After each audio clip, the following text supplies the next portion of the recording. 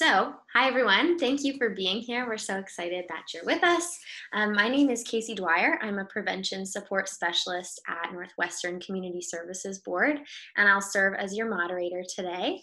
I'd love to just introduce the collaborative to you and introduce this series, and then we will really get started. So, the Northwestern Prevention Collaborative is focused on the heroin opioid epidemic in the Lord Fairfax Planning District, which encompasses the city of Winchester and the counties of Clark, Frederick, Page, Shenandoah, and Warren, with dual goals of preventing young people from misusing prescription drugs and reducing the number of heroin and prescription drug overdose deaths.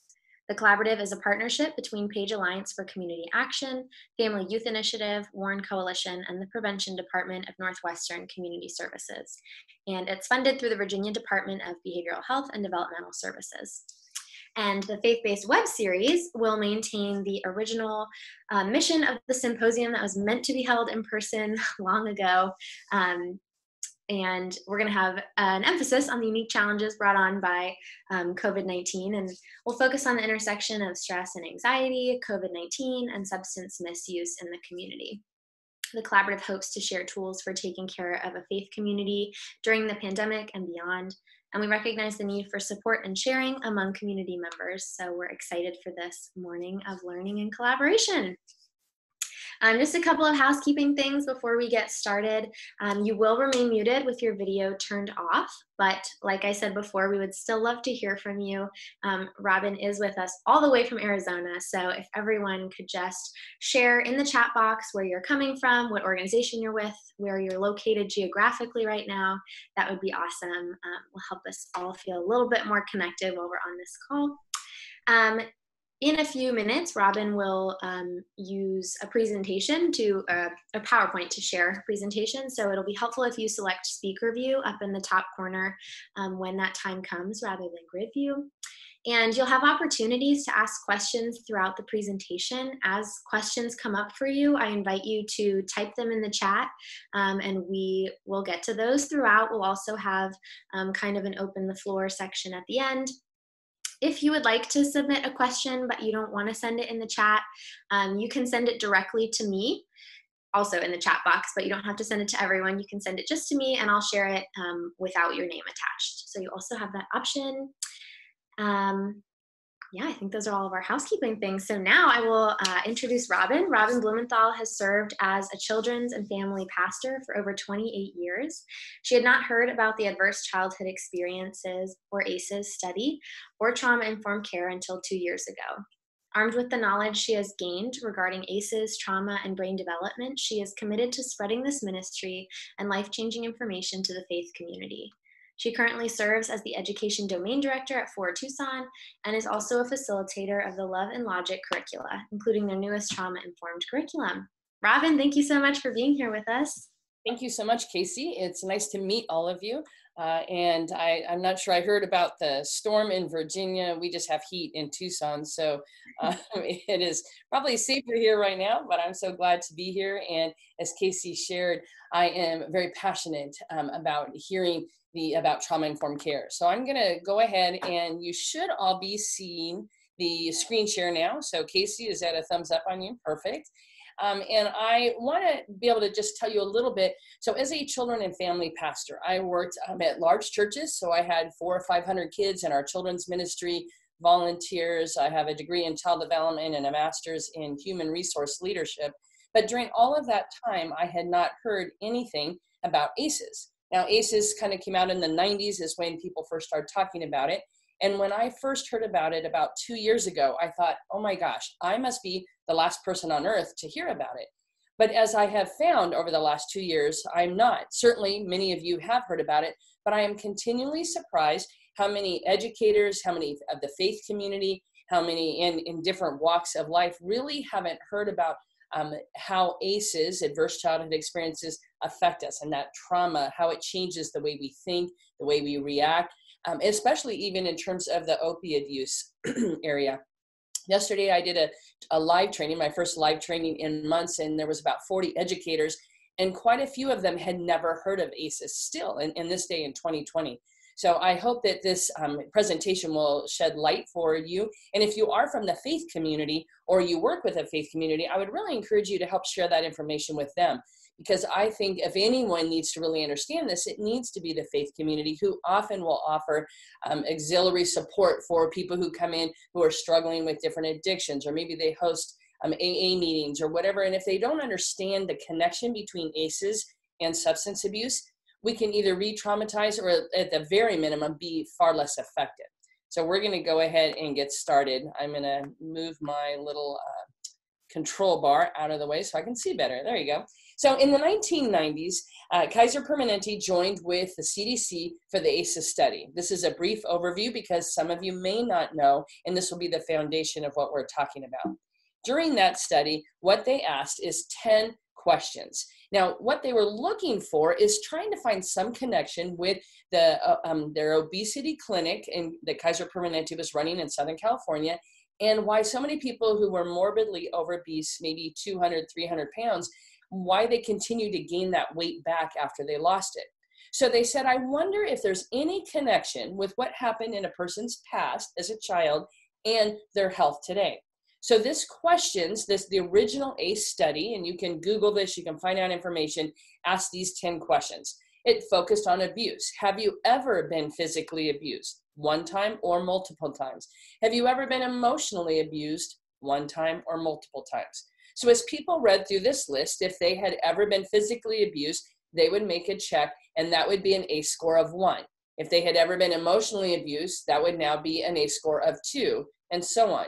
As you can see, if the mother was treated violently or anyone in the home, if someone had depression or suicidal tendencies or mental illness. So at the most on this ACE test, the ACE study, when people are referring to that, they would have a score of 10 if this was a most. If all of these things had happened at some point from birth to 18. If only one of those things had happened, then they would have an ACE score of 1. So what did they find in that study? Out of 100 people, this is what they have found. And I have to say that in study after study, these same basic numbers have been replicated in state after state. So I'm going to give you a minute when I put these up for you to kind of look to see what you might notice about that. And of course, you can comment in the chat as well.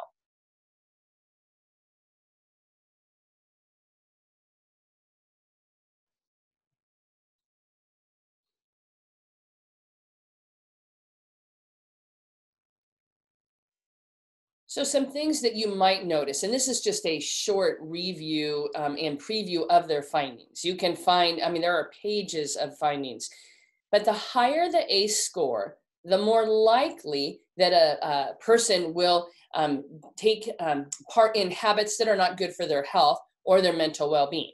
They might pick up smoking far more readily. Alcoholism, as you can see, is a huge jump. IV drug use, huge jump. Heart disease. And look at the suicide attempts. If you have basically no ACEs, 1 in 96, but if you have a 7 out of 10 or higher, you have a more likely of 1 in 5 attempt at suicide. So why is this? Why is there such a large or a proportion that the higher your ACE score, the more likely you're to entertain these risky behaviors? Everything is increased. As we go through the presentation, you'll see. But there are multiple different reasons. One of the things that they are finding is that when people have had a really tough background, they tend to be more numb to some of the different emotions. And you can't actually, if you don't experience the bad emotions, you also can't experience the positive emotions. So for some, they have reported that in order for them to even feel alive at all, they have to entertain more risky behavior. There's a great proportion of people who are in the military who have very, very risky recreation habits like skydiving and rock climbing. And as they have done the different studies, they've found that some of those have a higher proportion of people with high ACE scores, because we have this thing that we're just not even feeling alive because we have kind of shut down so many of our emotions. But if you notice on those 10 ACEs, that's not all the things that can cause trauma. And at the time, because they didn't know what they were looking for, they didn't even think to ask questions, which we now know cause trauma, of things like bullying, of things like poverty. people growing up in poverty, that is a huge adversity and trauma caused by that. Racism, certainly just in our country, right? In the last couple months, we can see how much trauma that is causing. Growing up in foster care, if you are in foster care, you have an ACE score of at least 3 or more. I know that my family, my husband and I adopted a 14-and-a-half-year-old out of the foster care system 2 years ago, or just about 2 years ago. We have since adopted her about 8 months ago. And as we look and talk to her, she has an ACE score of at least 8. Just the other day, I was working actually on some of these presentations, and you're trying to focus, and she sat down, and all of a sudden she said, well, I finally talked to my aunt about that time I was raped. And I'm like, oh my goodness, all right, this is not a conversation that I can multitask through. But those times where the kids in foster care, there are so many adverse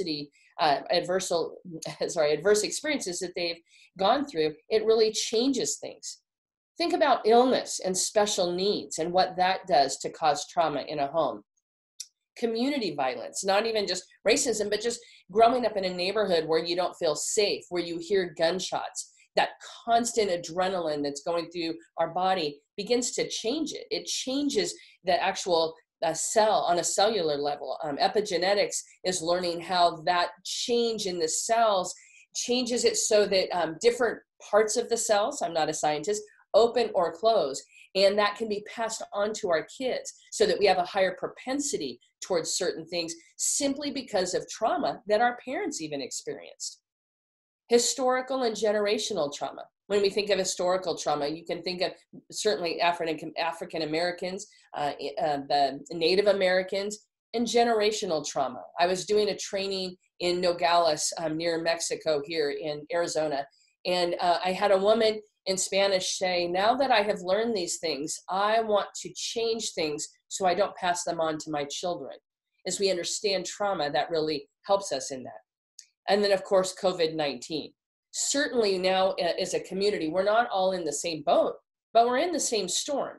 And I have one of the resources that will be shared with you is and not only this presentation in a PDF form, but also a short story that I just released yesterday with my organization for Tucson that talks about, it takes place, it's a dam that breaks in a city and the zoo is flooded. And it talks about each of the animals' different experiences during that. So they all experienced the same flood in terms of that it flooded the entire zoo, but their experiences were different and how they coped.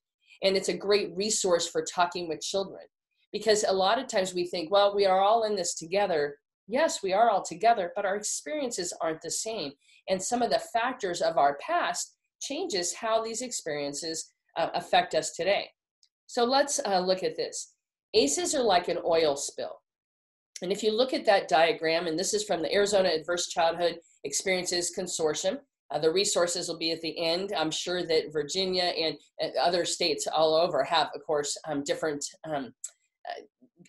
areas that have the same resources, but these happen to be out of Arizona. And you can see that ACEs affect depression, hopelessness, disability, violence, promiscuity, life dissatisfaction. All of these things are touched by ACEs, by the things that happen to us as we are children, and of course as adults. So why is understanding ACEs and trauma important? And most specifically, because this is a faith-based series, I would like to address those of you who might be from the faith community or work with a faith community. Why is this so important?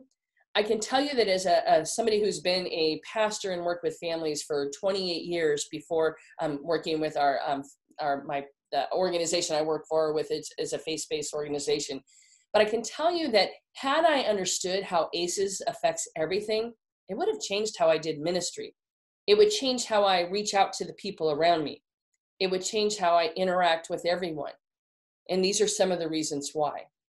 Because when we understand the effects of trauma, we learn to ask different questions. Instead of asking what's wrong with you, or if you're out in a store or you're out in a community or somebody comes in for one of your services, and in your head, you're like, oh my gosh, what is wrong with you? And probably nobody on this call it would do that. But I have to tell you, in my previous days, I would have some of those thoughts like, oh my gosh, why would you still be doing drugs when your family has lost everything? I understand the addiction. Let's get that fixed. You know, and not really understanding the next question, that really I need to understand what happened to you. Why is it that drugs seem to be the answer for you? Why is it that drinking is the answer? Before, I certainly understood, you know, some of the numbing, but I never really understood that for a lot of people was how they coped. Like that's how they maybe thought their only answer was. And even more importantly than what happened to you is we want to ask, how did you process what happened to you? And later in our presentation, we'll talk about protective factors versus risk factors and how important it is for us to help people build those protective factors so that they can have resilience. But it's also important that, well, there you go. But this is where we're going to talk about it. We learn about protective factors versus risk factors. Protective factors include things like the biggest protective factor is relationship. Let me tell you a short story. Right as COVID was starting, I got a messenger on Facebook that said, I want to know if you're the Robin who used to work at this one church. And, you know, you get so many kind of weird things. I was like, I don't know if I want to answer this. But then there was just enough fact pieces that I thought, I don't know if somebody could really find those out. So I set up a time to call this young man who's probably, well, young to me, he's probably in his 40s now. And he starts sharing. He says, I don't know if you remember me, but at that point I went by Buddy. And I was like, oh my gosh, yes, I do remember you. There was a little boy in my children's ministry, about 8 or 10 during this time. His mom often was homeless. That's the only part I knew. Turns out there was quite a bit more abuse and other things going on in their home. But Buddy was about 8 or 10. And he had twin sisters who were 2 years younger than him. And he said, you know, remember that time I was in your home with you and your mom? He had come over to a night. I think his mom was in rehab or something. The sisters had gone to somebody else. And we had opened up our home and he came over. And he said, and we were watching that one TV show. I don't remember really any of that. I mean, I remember him coming over. But he said, here he was at 40, and he was watching TV with his family, with his own children and his wife. And he's very successful. He runs like the whole power grid in some large city. And as he was watching a TV show, he said, in the TV show was a sitcom, there was a TV. And on the TV in the sitcom was this exact episode he remembered watching from my house. And suddenly he just started crying. And his wife is like, what is wrong? He said, this just brought back memories to me of this time when I was with this lady, Robin. I have to try to find her and let her know. So we end up talking for quite a while. And he said to me, he said, you probably don't even know, but every time I drove into church, like his family came into church, if I saw your blue Pontiac Le Mans car, I knew that I would be okay. And I just was thinking, oh my gosh, I didn't even remember that I had that car, hardly, right? I had no idea. But he said that car represented you and your support, and that relationship was an anchor for me during those years. That's how anchors can affect people. That's why relationship is so important, and it's the number one protective factor. So think of it in terms of any of the traumatic experiences we talked about. The COVID-19, we're far more likely to do well during COVID if we have some core relationship, something to ground us, something to be an anchor for us. That's one of those protective factors. Other protective factors are, do we have enough to eat? Do we feel safe in our surroundings? Do we have the resources we need? And then, of course, risk factors would be the more ACEs that people might be experiencing.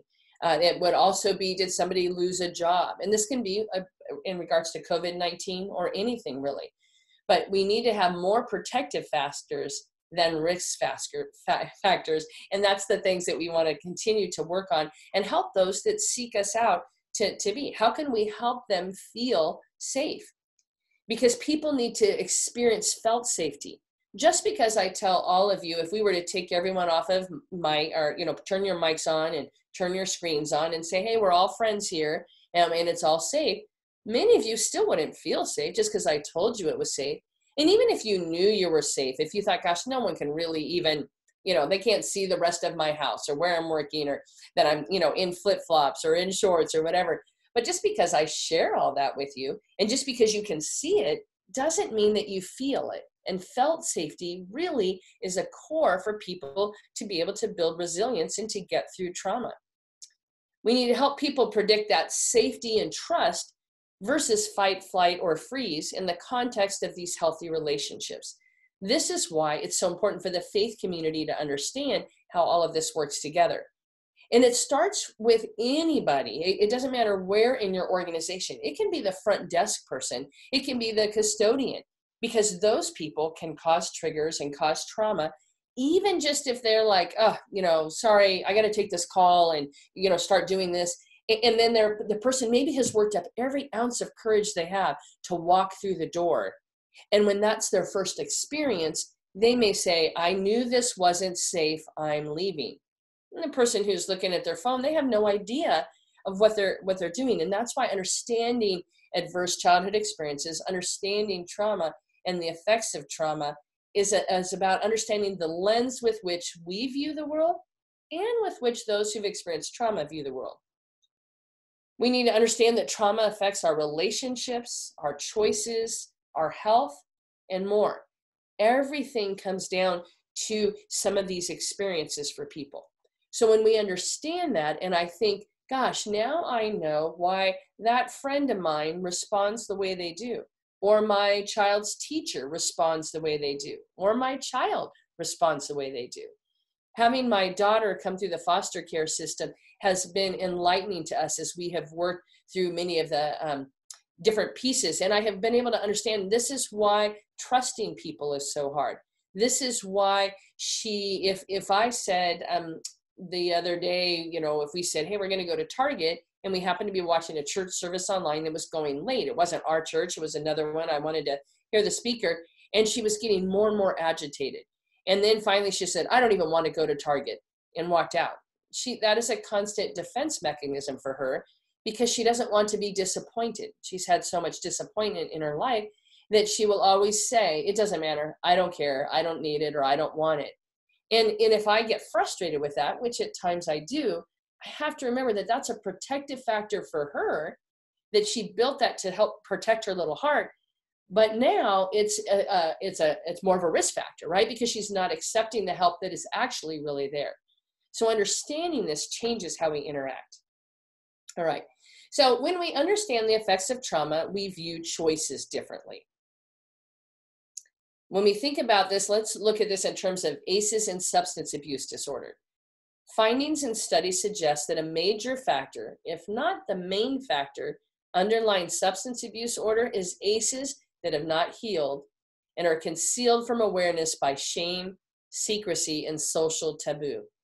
Dr. Vincent Folletti, and he's one of the founders of the ACE study, said, it's hard to get enough of something that almost works. Think about that.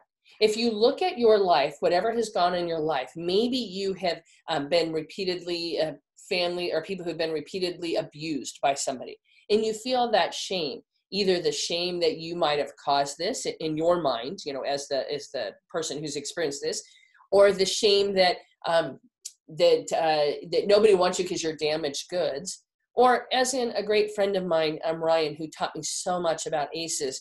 She is one of the most resilient people I know, and grew up in a home where the abuse started at 4. And as her father would basically, sell her out so that he could get drugs, and he was a leader in his church. So of course her attitude was, the church isn't safe. But she continued to go to church, and one day she talked to a youth pastor who then proceeded to sleep with her. You can imagine that her relationship, so now there's even less safety. And one day she went to a doctor. She needed to have a D&C for just some female problems. She was in her 40s. And she said, because she had struggled with substance abuse at one point, trying to just cope with everything, she couldn't handle all the shame and all of the things. And so she had gotten clean, got free from all that, told the doctor she didn't want to use any narcotics during this procedure. She has a huge pain tolerance. Well, at some point in the procedure, her pain was so horrible that she said, I have to have something for the pain. And the doctor said to her, well, honey, I guess your past is catching up to you. I'm not giving you anything. Can you even imagine? She texted me. I happened to be in a trauma-informed training. She texted me and said, This is why I don't trust doctors either. Now, that doctor didn't know anything. He certainly didn't know why she had abused. But the point is, as we understand ACEs and as we understand trauma, we have to understand that more often than not, there is a reason that drives the behavior. And when we can understand that, it changes how we interact with people. I don't need to know that you have a story of ACEs to understand that if you're acting in an interesting way or a way that seems odd, if I just pause and say, I wonder what's really going on, I will likely react in a far better way and build a bridge between us. So let's look again as we go back to the ACEs and substance abuse disorder. So many people feel that shame. And here's the thing, that ACEs are so much more prevalent than anyone thought. You wonder why more people don't talk about it, but a lot of it is because of that shame and that secrecy. Or people will say, I was just a kid, I'm over that, it's done, so I don't even want to revisit it. The problem is, as you can see by the statistics, it's not usually done. And some of that hidden and unhealed really changes us. So for people who are struggling with any kind of addiction, especially in the whole opioid world of that, a lot of times what we look at as a health problem are often seen as personal solutions to long-time concealed, embarrassing, and shame-filled ACEs, experiences that people have been through. If I, as a pastor or as a leader in the healthcare profession or working with any organization, if I continue to look at it, this is their problem versus this is what they think or they feel or they have been taught is the solution, it changes how I would interact with them. It changes my level of empathy with them. And empathy is so important. I have to tell you, as a pastor, the number of times people would share something with me about a past rape or a past issue they had had. And I often would think, I lived a pretty idyllic, life in many ways. And I mean, honestly, I don't drink, I don't smoke, any of those things. And yet people would often say something like, I just felt like I could share that with you. I've never shared it with anyone else. And inside I was thinking, I don't even have a tattoo. I don't know why I looked like I could relate. But I have since, as I have learned about trauma, it's because I am huge on whatever graph of empathy there might be. And it was that empathy that people felt they could talk to me. Not that they thought I could relate because I had a difficult life, but they felt that empathy. And as I've read all these studies, I'm like, oh, now I know why people would say, I just felt like I could share that with you.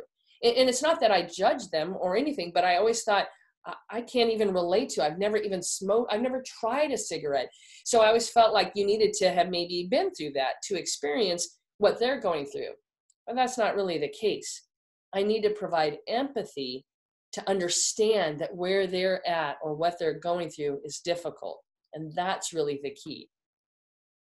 So when we understand the effects of trauma and view behavior differently, it changes a couple things. I'm going to stop. I'm going to let you see the screen and then I'll stop sharing for just a moment. So change or transformation requires Bruce Banner. So let me stop the screen share for a minute. All right. And I want to, just so I can I know you are all still the same, but this way I can feel like I can see a little bit. But this is my Hulk mask. And this idea came from Dr. Robert Roden, and he works at the Arizona Trauma Institute. But it is a brilliant visual, and I have had a lot of people say. So if you understand, or if you're familiar with the Hulk at all, it's part of Marvel Comics. I think that's the Marvel. I think it's Marvel. I don't know. It's one of the comics, right? But I have to tell you that if you went to buy a Hulk mask, you cannot buy a Bruce Banner mask. Nobody wants to be Bruce Banner for Halloween, but apparently the Hulk is much more fun. But I use this because as we talk about trauma and what happens in our bodies and when we're stressed, the fight, flight, or freeze is more concentrated in the back of your brain.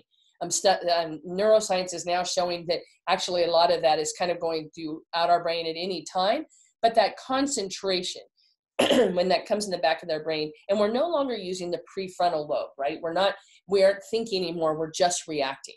Think of any of the Marvel comics or movies or whatever. When the Hulk gets angered, he's, you know, his body, the adrenaline, the cortisol, the whatever it makes him the Hulk is going through his body. But in you and I, adrenaline and cortisol, that anger and that frustration, and we become the Hulk. Now, in the movies, nobody says to the Hulk, you know what, I don't understand what your problem is. I just feel like you should calm down. Or, you know, there's going to be plenty of food to go around. Or it's just not your turn. You need to give it to someone else. Or I'm sorry, we can't help you with this resource.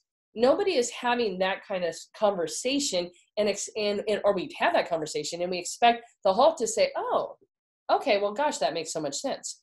But in the movie, nobody's near the Hulk, right? Because they're like, you're not talking to the Hulk. The Hulk cannot process what you're saying. You have to wait till Bruce Banner is back in the room.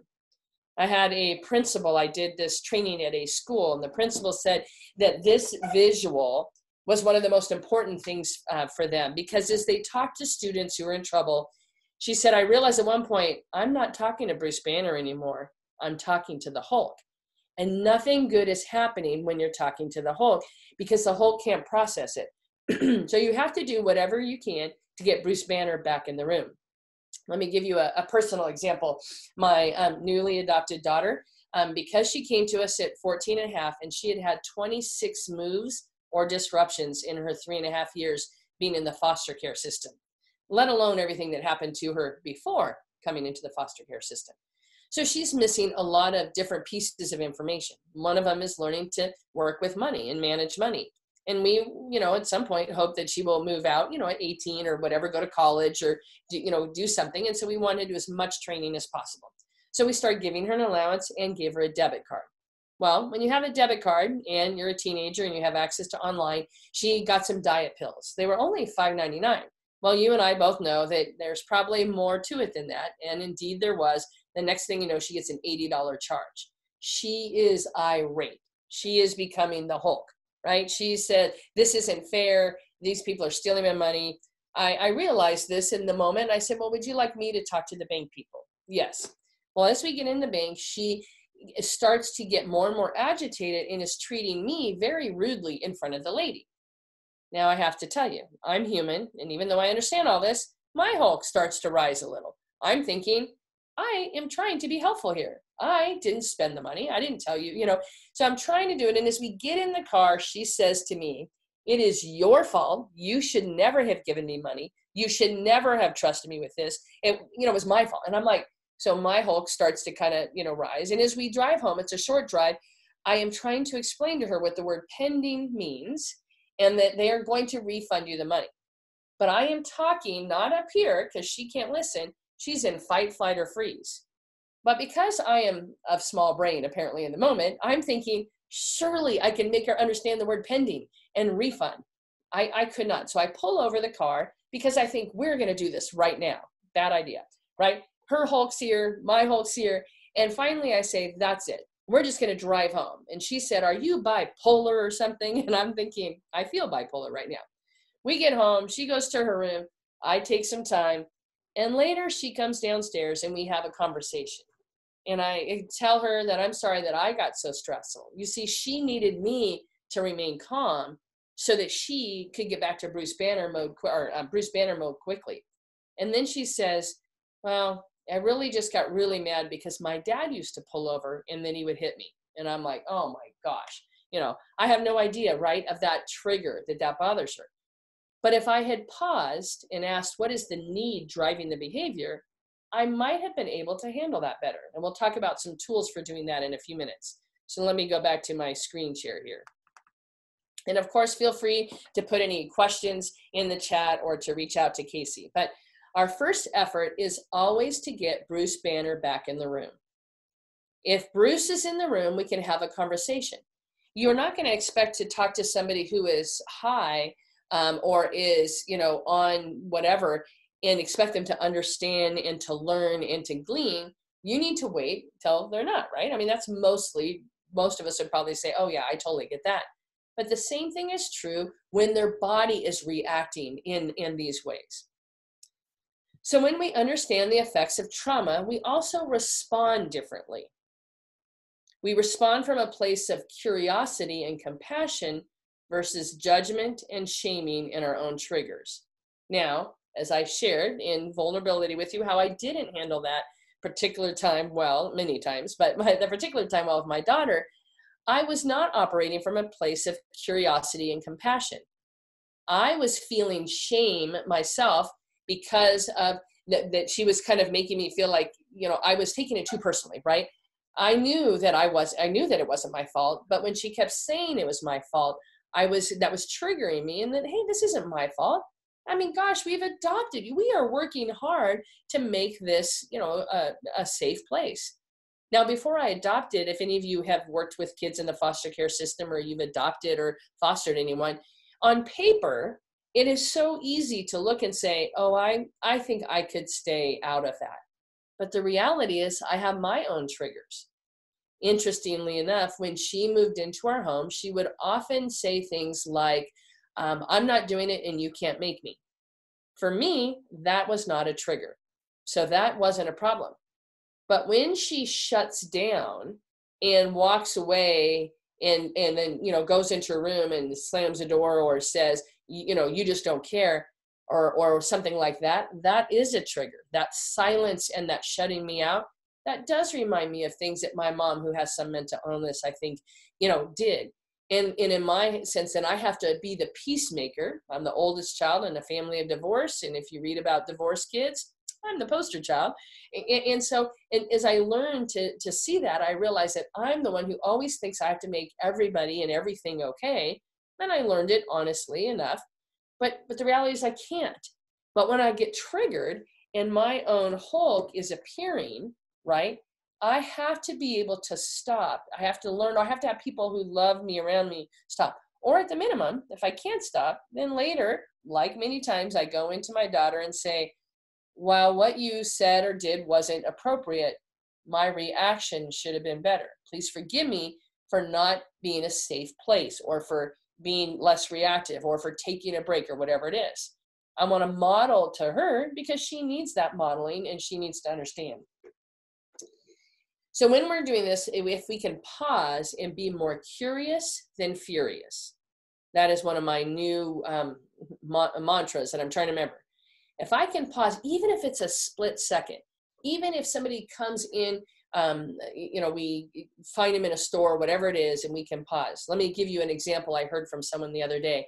A friend of mine who's in her 60s was in a dollar store, and she had her mask on, and she's worried about getting COVID, of course, as many of us are. And as she's standing there, she realized the person next to her was standing less than 6 feet, wasn't on the little marker on the floor. I don't know about you, but I miss those markers all the time because I'm just still not used to looking at the floor in the directions. But anyway, she looked, she pointed, and the person said, oh, I'm so sorry, thank you, and they backed up. Well, another checker opened her thing, so that lady went, and the next person in line came up and also missed the 6 foot thing. I mean, we've been shopping, most of us, for many years, so it's relatively new, this remember to keep the distance thing. So she did the same thing. Now, my friend is Anglo, and she did this, but that woman happened to be African American, and this was a month or two ago. So you can imagine how heated the whole world, even more then. I mean, certainly it is now, but then, so when she did this, that woman said to her, how dare you make me move because I'm Black? My friend was like, I had nothing to do. I just didn't want the 6 feet. Well, this woman was very triggered and got very angry and kept saying things. And my friend kept getting more and more humiliated and more scared, and it just kind of went on. But think about that. If my friend had been able to be more curious, she might have caught that quicker, but she was being triggered and shamed. If the African American woman had been more curious than furious, she might have said, is this because I'm Black or because of COVID? And again, in the moment, we can't all do that, but think about how the world would change if we all understand that there is almost always some kind of need driving the behavior. And if we can pause ever so small, or ever so shortly and say, I wonder what the need that is driving the behavior is. In the moment, it's really difficult. But I have to say that the more we take care of ourselves and are compassionate with ourselves, we become better at asking the need driving the behavior, especially when they aren't maybe family members or people that that have our own, ties into. It's much easier to do this in the place of a stranger or a client sometimes, but it's vitally important. When we communicate that we value the individual and the relationship. I know that this last week I was in California. My mom had some falls and is starting to experience some early dementia. We were trying to get some things figured out. And so you have all the emotions when it's your own mom. And then she was being angry and, frustrating on top of that, even if she was not my own mom. And I know that my family here, my adopted daughter, and we have another kind of family that we've unofficially adopted. And I know that there was so much going on, and I could tell that they were feeling stress in our relationship. And I haven't been barely back a day, so I need to get back to do that, because I want to communicate, even though I wasn't in a place that I could support you, at the same time I was supporting somewhere else or someone else. I want you to know that I value you in our relationship. What do we need to do to get this back on track or to reconnect? Connection is so important. And incidentally, when you're working with somebody, you have to connect before you correct. If a client comes in and they are wanting some kind of, let's say the organization I was teaching for yesterday does a lot of, they help pay electric bills. Now, when organizations help, maybe some of your organizations do something like that, they don't typically hand the person money, right? They pay the electric company. Now, I can tell you, even my mom, who doesn't do drugs or anything, but is a horrible person with money, would probably say, well, just give it to me. And if I, or anyone saying it, if I'm going to help say, you know what, I really value our relationship, but the only way it works is if I pay the company. And they might get mad and they may do this and say, I can understand how frustrating that must be, but I can only pay the company. If I can keep valuing the relationship and keep showing empathy, it'll go a long way. And when we provide empathy, even if we have to give consequences, I'm sorry, we already gave you money last month, or I'm sorry, you dropped in your, your urine test again, so we have to start over, or we can't help you with whatever. But if I can say it in a way with empathy and not shame producing and not judgment, it goes a long way in keeping the relationship intact. You didn't drop clean this month, but come back next month. And if you drop clean, I will be the first person lined up to help you.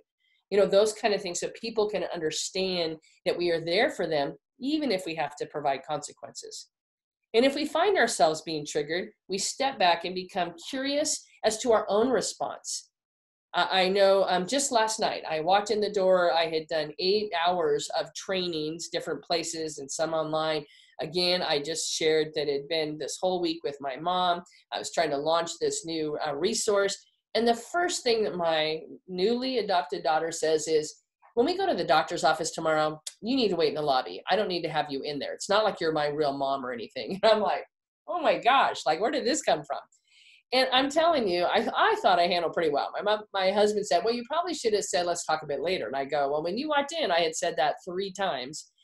I'm like, okay, well, I'm going to go in for I'm trying to walk that line. Yes, but I'm going to be there for you, but you can still have a private time with the doctor if you want, or, you're just trying to figure this out. But the thing is I wanted to be curious about her behavior, but I also need to be curious about my own response. Frankly, there's a part of me that says, great, I can sit in the lobby and read or relax or do whatever. But the other part of me was like, why did I not want to do that? Is it because I don't trust, her? Is it because I feel like that's what good moms do? I don't know. I have to still, kind of question that. And there's pros and cons to what should happen. But my point is, when we respond in a certain way, we need to be curious about our own response. Even if it's later, many times in the moment, unless you're superhuman, it just doesn't work that way, So then you can say, I wonder why I was triggered, why I responded in that way. And we need to be compassionate with ourselves first, because we can't give what we don't have. I cannot give from a place of empathy and compassion and curiosity if I am not, in a good place myself. And especially during COVID-19, this is really true, because many of you, or all of you, are probably in some kind of helping profession, and we can't give what we don't have. So we have to do things that protect ourselves first. I've heard it's Brene Brown and Kristen Neff are two researchers, and they've talked about how if we don't have self-compassion, we cannot be compassionate with other people. If we don't understand that we are human too, and that we're going to make mistakes, then we have less compassion and understanding for other people. That has been a challenge for me this summer. I used to really think, oh, I'm pretty compassionate. But when I heard that in a training this summer, I thought, I know I'm not compassionate with myself. So I'm wondering how that rubs off on other people in terms of judgment or shame. So let's go into some effective tools for working with children and adults who've experienced trauma. This will be our last half of the presentation, that we can talk about what do we do about all that knowledge we just gained? How do we understand things a little bit better so that we can actually provide the kind of services and love and compassion and understanding that we want? So the first thing is a tool called I Noticed. Now I'm going to unscreen, actually I'll show you in mindfulness, because I'm going to unscreen or unshare for both of these. Now this makes it a little bit harder because all of you have your names versus your screens, but I'm going to try to do this with a couple. So if a couple of you feel brave enough, you can put your video on so that I can demonstrate this tool. So the I Noticed is taking time to notice somebody. I might say to Casey, oh, I really like your glasses, which is, nice. But sometimes if you say it to a really resistant child or an adult, they might be like, well, I wouldn't have to wear glasses if, and they could be kind of take offense at that for whatever it might be. But I could just say, oh, Casey, I noticed that you have brown hair, or it appears that you have brown hair. It's not a judgment. It's just a simple, here's what I noticed, right? And it says that I took time to notice you. I noticed one of our gentlemen just came on with your video, and it doesn't have a name, but I noticed you have a beard. Now, I'm not making a judgment whether it's a good beard or a bad beard, or you should, or long or short, but I'm saying I noticed that. And I wouldn't in a classroom or a setting, I wouldn't go from screen to screen and say that would look obviously, very, planned. But my point, if I say, oh, I noticed you have a beard, and you would be surprised, even on screen, if most people are kind of like, oh, you took the time to notice that I am a face on this screen, or I am a face in this room. I am a person in this room. Does that make sense? I've had teachers who do a lot of Zoom trainings, and they have said something like, when they started using this tool, I notice your wall is purple. The kids would be like, oh, yeah. Or I notice you are wearing Boston Red Sox, shirt today. Or I notice your dog is in the picture. Anything to help them connect, to say, I took time to notice you specifically. And again, you want to do that throughout a conversation, not, I'm not going to go, and now Francis, I noticed this, and Megan, I noticed this, and Beth, you wouldn't do that unless we were practicing this tool. But the reason that is important is it's just vitally important for people to understand that they are noticed, that they mean something. In fact, we have, there's several studies of entire schools that have been turned around just in the atmosphere of the school, because the teachers greeted the kids as they came off the bus, as they got in the car, and, good morning, Casey, I see you're wearing tennis shoes today, or, good morning, Rebecca, I way to bring your backpack, whatever it might be, to take time. And they said they didn't change anything else in the school, but they noticed that bullying went down. They noticed that behavior problems went down, simply because the kids felt noticed and a part of this community. So that's really an important tool. And the same thing can be true if adults come into your, whatever, those of you work in churches or centers or whatever you do, if you do that. And I'm not saying you can't ever say, oh, I really like your glasses, or I could say, I really like your beard. That's fine. But sometimes, depending on the relationship or the, how much a person might be in an angry and a protective mode, they might respond different to that than when you just simply try to say, oh, I noticed, I noticed you're writing with pencil rather than pen, those types of things. So that's one. And then the second thing I want to, that was on our screen, and we'll go back to our screen, is the whole idea of mindfulness. Now, if you can see me, excuse me, I want to show you this This happens to be a spear ball. You can get these on Amazon, like 3 for $12, that opens and closes.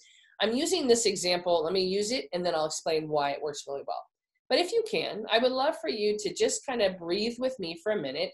And I'm going to do the ball open. So you'll take a breath in, and then you'll breathe out. And we're going to do it for 3 more quiet times.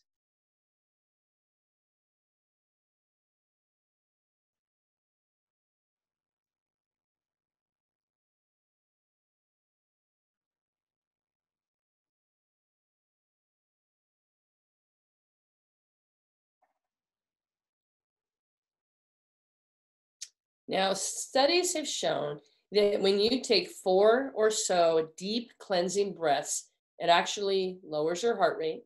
It actually can drop your blood pressure. Now, all of you may or may not have been in a very stressful, place or wherever you're doing right now. But even though doing this teaching is exhilarating for me and I love it, those calming breaths can often bring me back down if I start to get kind of, too excitable. Here's the key. This is important with kids. This is important with adults. And it's important with ourselves, because if I can't feel comfortable in my own skin, if I can't feel regulated, like I feel in control of my emotions, it really wreaks havoc with the world around me. Now, for a lot of people, that whole idea of mindfulness, and certainly some people connect that with meditation. And this isn't really meditation. I'm not saying meditation's good or bad. Mindfulness is being present in the moment in my own skin. And many people who have a lot of adverse childhood experiences do not feel comfortable in their own skin, even at a resting state. They just don't feel comfortable. So teaching them to be able to feel regulated, to be able to feel comfortable in their own skin, to feel the feet beneath the floor, that is a grounding feeling. Like I can feel the floor beneath my feet. I can feel my back on this chair. I can feel the air conditioner coming on. I can do all those things that I'm aware of my surroundings. And that's really important. You can Google, there's mindfulness apps or mindfulness tools. Another one that you can use, that if you don't have to have anything, is you take a breath in and take a breath out. And take a breath in and take a breath out. And you do that for the few minutes. And honestly, that one's great, because if you're feeling really stressed, let's say you're talking to a client or a parishioner or somebody, and this person is really starting to trigger you, your hands under the desk or whatever, simply do that yourself and think, okay, I'm just going to take a few deep breaths. Because when we do that, we can be more in control of ourselves, and the people around us who are maybe getting close to the Hulk mode, the more we can remain calm and we can be steady, that is the calming force in their storm. So let me go back to my screen share. So another thing, and we'll talk a little bit more about this on another couple slides, but sharing control equals gaining control. And we'll talk about how choices can do that. You see, everybody needs to feel in control of something. Think about this. In this COVID-19 world, all of us feel that there is a loss of control in a number of places, right? Certainly that you have lost some control. Like I used to be able to go to movies. Now I can't go to movies. I used to not have to worry where I stand in a store if I'm wearing a mask. I used to not have to worry that, have I washed my hands recently? Have I sanitized? What did I touch? All of those things can make us feel certainly agitated and out of control. One of the things that I have found interesting, and I haven't done this study or anything, but is I love looking at the different masks people have chosen. If you think about it, being able to choose what type of mask is a way for people to have control when they're in an uncontrolled situation. It would be much worse, honestly, if the government or whoever were to say, this is the mask you have to wear. Now, I understand for medical personnel, there are certainly better masks and certain ones they do have to wear. But I'm just talking on an average day. If each of us, if I said right now, you need to pull out whatever mask you were going to wear if you go out, we would each have different masks. Some are, the bandana kind. Some are the throwaway kind. Some were sewn by somebody we know and love. Some were bought online. But all of that, where we have our own control of things, really helps us to feel empowered. And that's a really important thing. And we'll talk more about that in a minute. Enforceable statements. This is the second thing we'll talk about in just a minute. because instead of my telling you what to do, if I say what I'm willing to do or allow, it allows me to hold on to control, and it gives you freedom. In this case, Casey said something like, we're going to have everybody keep their mics off. Now, she could have said, don't anyone turn on your mic. And that would have been a not great way to say it. She said it in a way, everybody, she could have also said, feel free to unmute if you have a question, right? But in the meantime, she's trying to say, here's what we are willing to do or allow. We're going to be doing this. Let's say this was a training, and I don't know if you guys are, if they're doing certificates, we certainly can if people need it. But a lot of times I'll say, I'm happy to give a certificate to everybody who stays until the end. Now, that's a more empowering way for me to say it. But if I could also say, if you leave before the end, you don't get a certificate. Now, that's equally accurate, but it's not as empowering and freedom sounding. It's all in the semantics, but it's very important semantics, especially when working with people who've been through trauma and or teenagers and or people who are very against whatever's trying to happen. And we'll talk more about that and give you some practice in a minute. Nothing works without sincere empathy. If that is the one thing that when you walk away from this training and you say, man, that Robin out in Tucson, Arizona, I don't know if I believe any of that, but I do think empathy is important. That would be the key. Because if I can communicate empathy versus judgment, I can keep this relationship. I can help not trigger you as much. I can help you feel safe. And all of that is again, relationship is the number one protective factor. There is a story, you might say, well, gosh, Robin, I can't build relationships with all these people. Granted, you cannot. But there's a story in one of the books I'll recommend at the end. And he talks about an 18-year-old girl who was getting ready to graduate high school. This young lady was like valedictorian, but had a really rough past. And she was starting to feel very anxious. And the counselor said, well, who are some people that you're connected with? Who do you feel safe with? She said, can I let you know tomorrow? The counselor was like, okay. So the girl comes in and she says, well, when I was 8, now remember, she's 18. She says, when I was 8, I lived with my dad in this trailer park. My dad had been abusing me. But there was a woman who lived in the trailer next door. And at 3 o'clock every day, she would come out and sit on her porch and have lemonade. And if my dad wasn't home, I could go over there and have lemonade with her, and we would just talk. But if my dad was home, I needed to stay in my room so I could stay under his radar. And I would put a note in my window that says, I cannot come out today. She says, and that woman would come over to my window and put her chair under my window and drink her lemonade there where I could see her. She said she was a person I felt most safe with. She said, it's kind of funny, but I don't think I ever even got her name. Can you imagine that just having that, knowing there was a living human being who cared for her, even without her name, and who didn't even always talk? So relationship really is the key protective factor, but it doesn't always have to be. The more deep relationships we have, the better. But even just having that solid connection person in COVID right now, for a lot of people, just having someone come by and deliver the mails, maybe it's the same person every day. Sometimes even that is enough for someone to feel some kind of grounding. Again, we talked about you need to establish felt safety. I can't just tell you you're safe. You need to feel safe. Make sure that you were talking to Bruce and not the Hulk. So these are additional resources. And what I'm going to do is I'm going to leave this up right now while we talk a little bit more about choices and about enforceable statements. So I'm going to go back to, well, actually, I'll leave this for a second. If you're going to take a screenshot, we will be sharing this with you, but because I have it up and some of you might be like, wait, let me get my camera or something. And there's a lot of resources. These are just some, and we will be sharing it as the PDF, but I want to leave that up for you for a minute. And then I'm going to go back to the screen, or actually I'm going to share a different screen that talks about some choices, because as I was looking what the organizations that you're at, I think I want to spend some of the last minutes with some tools that will be helpful for you. So, all right, I'm going to stop this share. And I am going to find my other training. And in the meantime, Casey, do we have any questions while I'm pulling up this that anybody had? We do have one question, Okay. and this might be something that you're about to address with your tools, but the question is, are there tools available to help us identify our own triggers and learn how to work through something that is triggering us in a healthy way?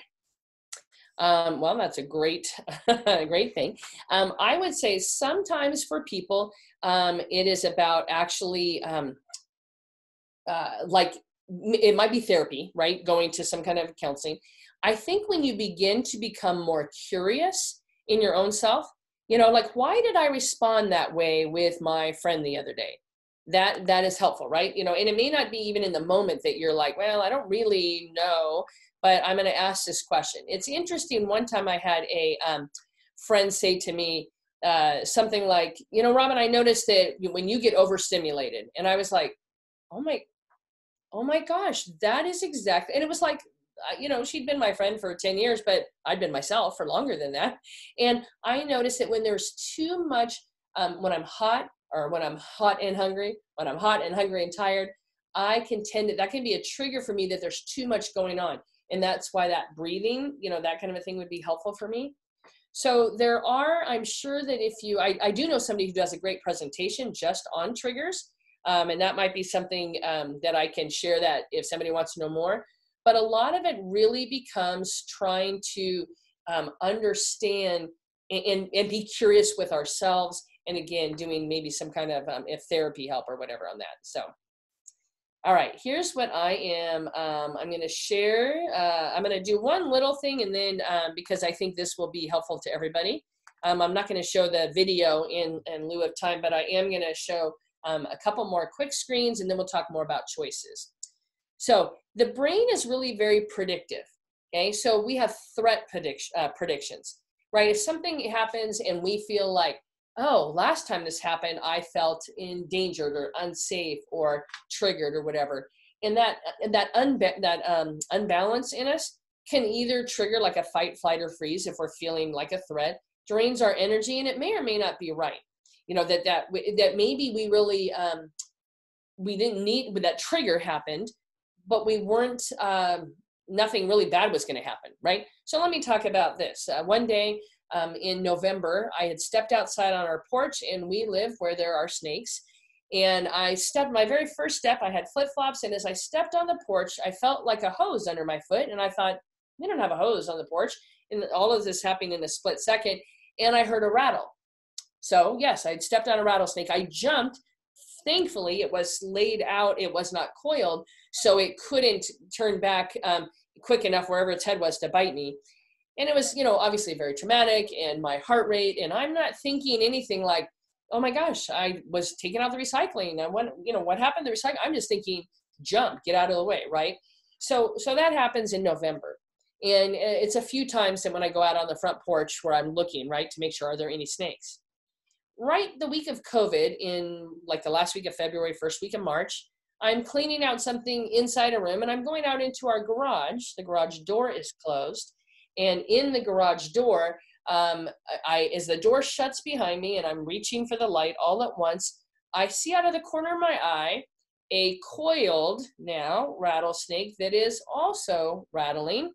And I'm screaming because I can't, the door had just shut behind me, and I'm trying to feel backwards. And this is, let me show you. This is the size of that rattlesnake. That was, and that's my daughter and some friends that came over to help us with it. The relocation fee was going to be not only a lot, but they weren't going to get there for like an hour. And I'm like, I cannot watch this snake, and I can't let it go in my garage and not know. So this rattlesnake is now was coiled. Biggest one we ever saw. I don't know where it came from. So then a week later or so, we find a little baby rattler outside that one of my girls almost stepped on. And while I'm outside with that little baby rattlesnake, the sprinklers come on in our house, in the backyard. And the sprinklers are the kind that come on like, that?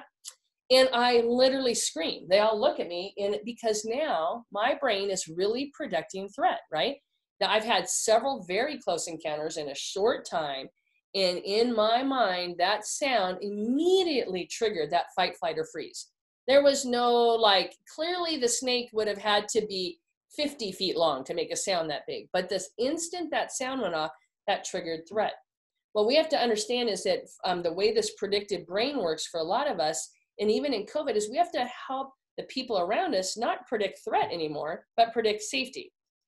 So here's safety predictions. Again, your brain is taking sensory input and it's putting together, normally when something happens, this is good. Or when somebody smiles at me, they're normally friendly.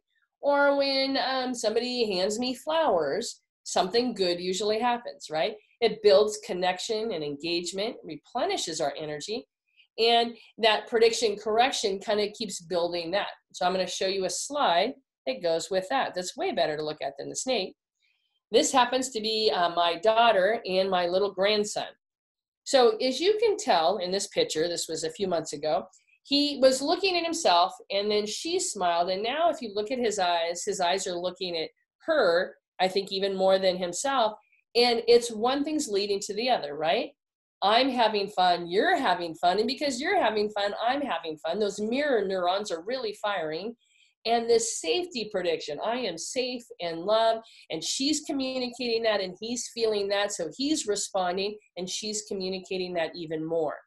This safety prediction, we also have to help people is how do we help them predict safety and learn to do that? And this takes time. The more trauma someone's had, the harder it can be. All right. So let me get down to, oh, he is adorable. Thank you for saying that. All right, so let me show you the, I'm going to flip through a couple slides here because I want to get to the, going back to, this is from a presentation the other day, most of this you saw, but practicing choices. I want to talk about this because choices are so important, and then we'll finish with choices and enforceable statements. Guidelines for giving choices. You can give choices with anybody, and it's empowering. It helps them to feel in control. But when you give choices, you have to make it sound like it is not a threat, because that is not a choice, that's a threat. Either complete this form or you're out of our program. That's really a threat. It's, I mean, I don't mean it in a like I'm gonna hurt you threat, but it's not sounding like a choice. So you need to give two choices that you can live with. You might say, Mrs. Smith, would you like to fill out the form in our office, or would you like to fill it out and mail to us? Would you like to fill out the form today so I can start getting you help tomorrow? Or do you want to fill it out at your, in your time frame, and I can get you help about 24 hours after I receive the form, right? Those kind of things. If I'm a teacher or I'm a pastor working with, with people in the congregation, would you guys like to come to church and sit 6 feet apart, or would it be better for us to do church online? Would you like to come for this meeting and we won't have food because that's not safe, or would you rather just do the meeting online? Anywhere where people can have choices, it doesn't even matter what the choices are, but it helps them feel empowered. Now, when you're working with a child or an adult who's being defiant, you need to be ready and willing to make a choice if they don't. If you say to them, would you like to fill out the form now, or would you like to do it later? And they say, I'm not going to be doing that form. This is ridiculous. The government, who knows what they're saying. Then you can make the choice. Okay, I'll just give you the form so you can take it with you. And you need to be ready and willing for the child to experience the consequences, or again, the adult, of the choice selected. I wanted to share, since we had a little more time, that's why I'm giving you a few more ideas on the choices. Because I have found these to be some of the most empowering things ever in working with people. And let me give you some examples. I'll put all these up there and how they start. So if you were to take a screenshot, if you want to do that, and these are great choice starters. Feel free to help yourself to the resources we have once you've filled out the form.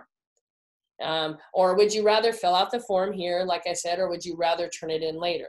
Would you like me to help you if somebody was dealing with, say, substance abuse? Would you like to, which location would you like to go for your monthly drop? Okay, and then, well, I'm not going to be doing that. Oh, no problem, but you can go here or here, and again, you just keep focusing on the choices, and It's empowering for the other person, and it keeps you out of the power struggle, because no one wins a power struggle. What would be best for you? To get the resources we have, or to call one of our partner agencies? Or you can either take any of these resources, or I can give you a referral to an agency you might rather work with. Any of those things help people to feel empowered and keeps us out of the power struggle, and can be said with empathy. All right, let's see. I'm going to go ahead and share one more screen just for the enforceable statements. These are, again, things to remember. You never tell a stubborn child or adult, depends who you're working with, what you're going to do. You tell them what you're willing to do or allow. Let's say somebody's asking for money or for funds, and they're getting very, angry or frustrated, and say, I totally understand that, but I'm happy to give you money towards your electric bill. Let me know if that would help. Well, we want this. I understand. I'm happy to give you money for the electric bill if that would help. So here's what I'm willing to do. I'm not saying here's what you have to do. And again, I know for some people, this can be very freeing, but it can also be kind of foreign. For my daughter, when she first moved in, she took her fork and stabbed her chicken and started eating like an animal. And I said, in our house, we use a fork and a knife. And she said, well, I'm not going to do that, and you can't make me. And I'm like, alrighty then. So I said, well, in our house, we give dessert to kids that eat with a fork and a knife. And she looked at me, she goes, oh my gosh, this is so stupid, as she put down her chicken and picked up her knife. Because I didn't say, you don't have to do it. Here's just what we're willing to do. In our house, you drive with a 3.0. She said, I'm never going to be able to get 3.0. Well, I'm sad that you think that, but in our house that you drive with 3.0, but we're happy to keep driving you even as a senior. Oh my gosh, what did she do? She got a 3.0. And she's already told me this year, I'm not going to be able to get 3.0. Oh, well, that was sad. I mean, that might be sad because I know you can, but in our house, you drive with a 3.0. Excuse me. And then finally, to wrap it up, you can turn your no into a yes with enforceable statements. When you say something like, if somebody says, well, I'm going to go ahead and do X, and say, oh, yeah, feel free to do that once you've done whatever. So it's another way to say yes, or another way not to say no. So if let's say you have a child and they say, I'd like to have a snack right now. Well, go ahead and grab your snack, but hold on to it until we finish dinner, because we're just about ready to eat. If my daughter with her 3.0 and she said, am I going to be able to drive with 3.0? I said, well, we're going to go ahead and get your license, but you'll be able to have access to the car once you have a 3.0, versus you're not getting it until you have a 3.0. We can change that wording, and it helps to stop some of those power struggles. So that wraps up just our presentation. And I know that if there's any questions, or if you're thinking of things, I know Casey has some things to say, but I want to thank you all for your time today. And I hope that you found some of these tools and some of this talk valuable for yourself. Thank you, Robin. That was fantastic. I just want to invite everyone, we do have a little bit more time. So if anybody wants to ask a question, you can send it in the chat and I can ask it, or you can take yourself off of mute or video and share that question. But we have Robin here with us for a few more minutes. So if any questions are percolating, please feel free to ask. And the whole idea of choices, while we're waiting, if anyone has any questions, choices is probably when I worked with a large staff that I oversaw in our church, and my staff would constantly say, Robin, you're using Love and Logic on us again. And I'm like, I'm not really trying to. Those are tools from Love and Logic. I said, but I find that choices really work. If you are like me, I came into work a couple weeks ago and my boss said, hey, we're going to start doing these staff presentations. Robin, you're up next Wednesday, and here's what you need to do. And I'm like, okay, well, I actually had things I was going to do. And really, not that it was horrible. They're my boss. They can ask whatever they want. But wouldn't it have been better? Hey, guys, we're going to be starting these presentations. Would you like to start next week or in 2 weeks? Would you like to go first, or would you like to go later? Would you like us to randomly pick people, or would you like to be prepared? Any of those things leave me feeling empowered, versus like nobody really likes to be told what to do. I mean, let's face it, especially people who have gone through a lot of trauma. They feel like they haven't had any control in their life, and by golly, they're going to control what they can, which is why cutting and eating disorders are so prevalent in teenagers who've been through a lot of trauma, because that's the only thing I can control. I can control my pain. I can control what goes into my mouth. I can also control my body. Many times, that's why that promiscuity and the high adverse childhood experiences, I have felt so out of control, but here's what I can control. And those aren't the things we want. I mean, we want people to control those things, but what we want them is to have far more areas where they can feel in control or empowered. When my daughter, and feel free to interrupt me if a question comes in, but my daughter, when she went to this new school at the beginning of last year, after the third day, yes, and the books that I referenced are at the end of that presentation. But while I'm talking for a second, I can share the screen again because it was in there. So it'll just take a second. But I need to get back to that one. Anyway, my daughter, when she came home, she said, oh, there it was. Sorry. Let me just go back one more. Oh gosh, hold on. I will find it. Anyway, there it is. All right. So while my daughter came home and she said, I'm never returning to this school again, and the books are listed here at the bottom, and you can't make me. Now, the reality is she, at that point, was 15 and a half. And really physically, she's stronger than I. There's no way we could physically make her. So we simply said, you know what? We really love you, and we want you to stay in our house all this time. But I'm not sure if it's legal for us to have a teenager living here who doesn't go to school. I don't know if it is or not, and I don't need to know because she can do the research for that, right? So I said to her, I said, but what you need to know is that we will love you even if you have to live somewhere else because you won't go to school. And we said, but it's up to you. I suppose you can go to school or live with us. And she said, oh my gosh, this is so stupid. As she said, I guess I'm going to have to go back to that school. So it's just kind of funny how just that choice is. Mm-hmm. So other thoughts? Thank you, Shannon, for saying that. Well, I'll just share a couple things. Waiting if anybody is formulating their questions still. Robin, I just want to thank you again. This really was a fantastic presentation. I feel like I have taken so much from it, particularly related to the choices. I like the way that you framed that, and I think that's really useful. And I want to thank all of our participants. We are so grateful for your contributions to your community and your desire to learn how to best serve your congregations. Every time we have one of these, I'm so amazed by everyone who's here and all the work you're already doing. And I'm sure that we all benefited from Robin's presentation. So I just want to make sure that you all know that you have access to that. Shannon has already sent a link to a toolkit with resources, articles, and scripture related to our discussion today. And if you follow that same link, you'll also get to the PDF version of Robin's presentation. So you'll see in the chat that Shannon sent the link, and you'll see that the password is FBS 2020. So make sure you have both of those things.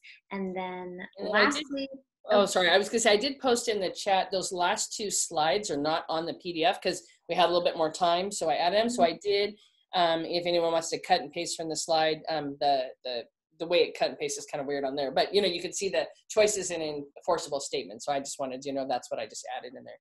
Great, thank you. That's awesome. Sorry, and then I interrupted. And the last thing I was going to share. Oh, sorry, Robin, were you saying something? Oh no, so I said I had interrupted you. I didn't want you to forget your last thing. Well, I appreciate that you shared those last couple slides. I just wanted to say that we do have a survey that we would take. I'm sending that in the chat, or if we'll be following up in an email with that. But when you do get the link to the survey, we ask that you fill it out. It helps us just to formulate future directions for our programming. So that's all I have to share. Any other questions? Oh, Rebecca says to look for a follow-up email regarding the survey. So be on the lookout for that. And in the follow-up email with a link to the story that I referenced, will that be in there too? Yes, yeah, we'll reference, okay. We'll put our links and passwords and documents. Good. It'll all be in there. Ooh. Well, if there's no other questions, I mean, we can hang on for a minute, but we thank you all for being here, and make sure you keep us on social media so that you can know when we're doing more things like this in the future. Thank you again for having me, and I'm happy to hang on for a minute if anyone does want to ask any questions. Great. Thanks, Robin.